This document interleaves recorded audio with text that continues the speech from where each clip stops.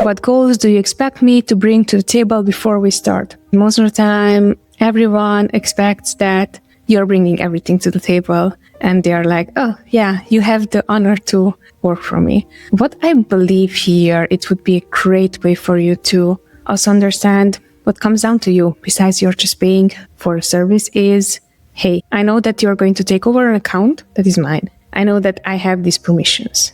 What permissions do you need? How quickly do you need them? How can I be of service as quick as possible so you have access to whatever tools you need right now within my account? And believe me or not, usually there's a lot of back and forth unless it's a software or so on that it's already plugging within right away and they are just set up.